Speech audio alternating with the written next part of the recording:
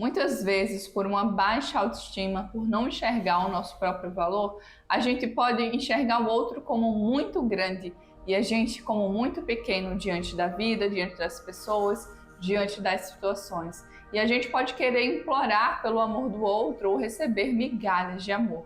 O fato é que implorar pelo amor do outro só vai prejudicar a sua vida e não vai te tornar uma pessoa mais feliz, pelo contrário. Se você quer entender melhor sobre isso, assiste o vídeo até o final.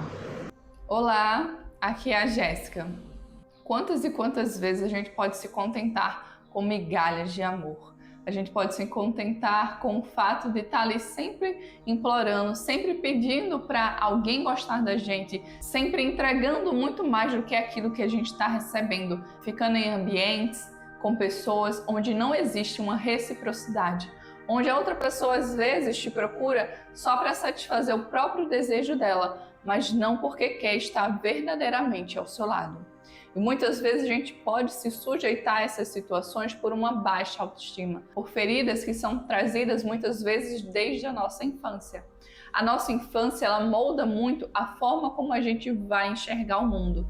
E as experiências que a gente vai tendo, aquilo que a gente observa ao nosso redor, vai só reforçando essas crenças que muitas vezes foram criadas na infância. Então, se por exemplo, no meu lar eu tive pais que se amavam, que se respeitavam, que cuidavam um do outro, eu vou crescer com essa mentalidade de que relacionamento é assim. É assim que um relacionamento funciona, ou é assim que um relacionamento deve ser. Muitas vezes eu não vou aceitar menos que isso, porque o meu padrão, a minha visão de mundo é essa, e consequentemente eu vou atrair também relacionamentos assim.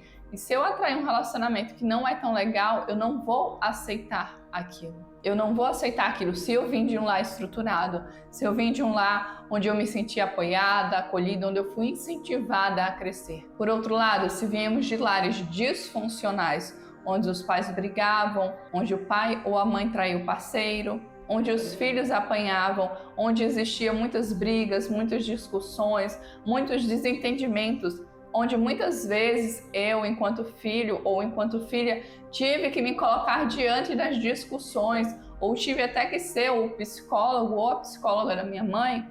Então, a gente cresce com uma mentalidade de que relacionamentos é daquela forma. E por isso também que muitas pessoas é acostumada com o caos, com relacionamentos disfuncionais.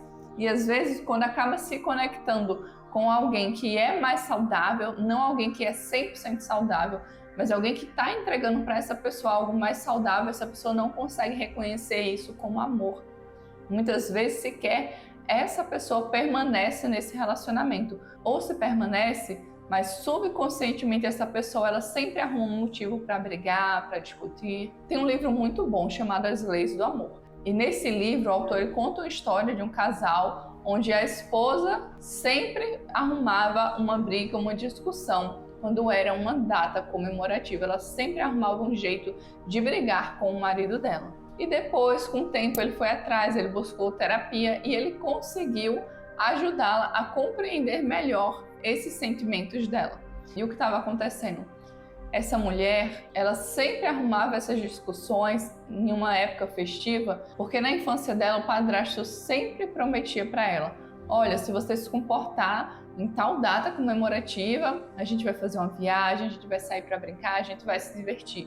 E sempre quando chegava nessa data comemorativa, não importa se ela tinha se comportado ou não, esse padrasto arrumava uma confusão e jogava a responsabilidade nela por não irem viajar, por não irem se divertir. Olha, porque você fez tal coisa, a gente não vai mais. Então ela acabou crescendo com essa ferida muito grande.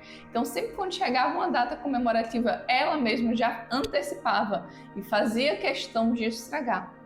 Mas graças ao marido e ela também ter tido essa abertura, eles conseguiram resolver isso e o relacionamento passou a ser muito mais harmônico. Porque quando a gente se conhece, quando a gente se entende, porque quando a gente se permite entrar no autoconhecimento, quando a gente permite olhar para as nossas feridas, ver aquilo que a gente precisa resolver, a vida pode ficar muito mais leve. E o que tudo isso tem a ver com implorar o amor da outra pessoa? Com parar de implorar o amor da outra pessoa e começar a viver. É que enquanto você perde o tempo da sua vida implorando por amor de outra pessoa, você não está se respeitando, você não está se valorizando e você não está se amando.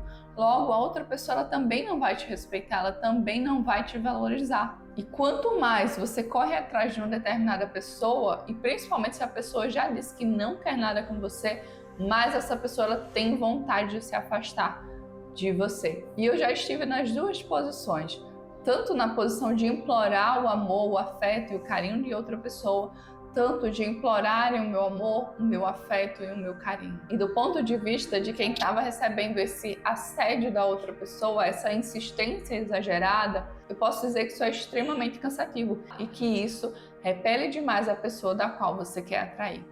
E do ponto de vista de ser uma pessoa que estava ali implorando o amor da outra pessoa, eu não conseguia enxergar o meu valor.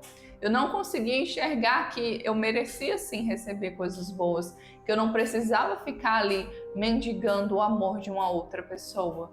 Mas por ter essas feridas, por ter essa baixa autoestima, muitas vezes eu implorava o amor da outra pessoa. E te digo, ainda assim, quando você consegue obter sucesso, depois de tanto mendigar o amor da outra pessoa, no final das contas, como é que você se sente? Você se sente verdadeiramente bem com isso?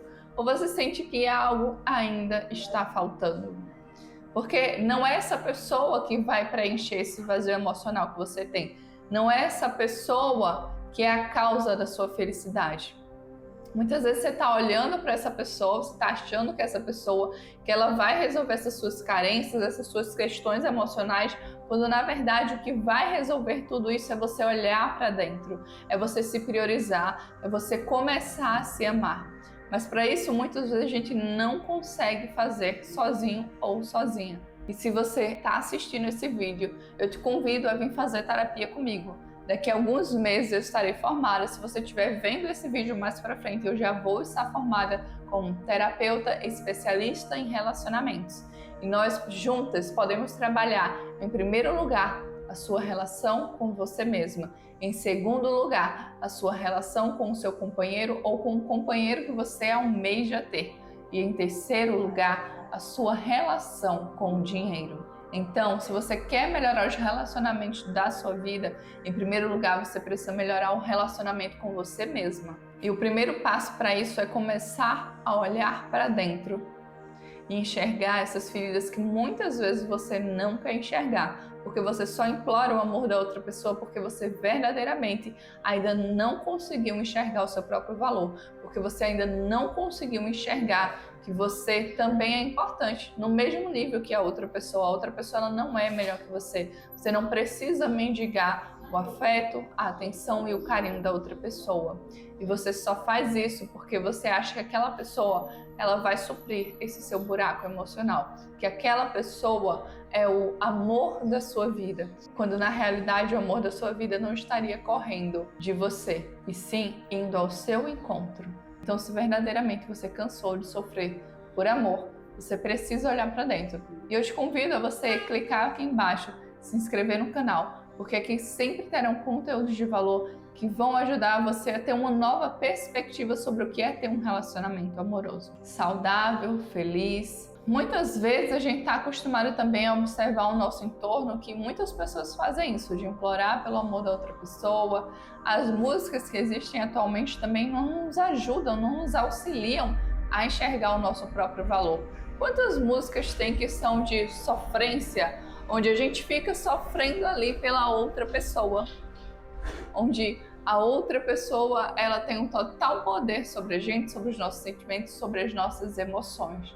Quando na realidade ninguém tem esse poder tão forte sobre a gente, a menos que a gente permita que essa pessoa ela tenha esse poder sobre a gente. E quando, por exemplo, alguém nos irrita, na verdade somos nós que entregamos a essa pessoa o poder de fazer isso. Como é que geralmente a gente se apaixona por alguém? Você já parou para pensar? Você pode reparar que muitas vezes a gente faz muita autossugestão.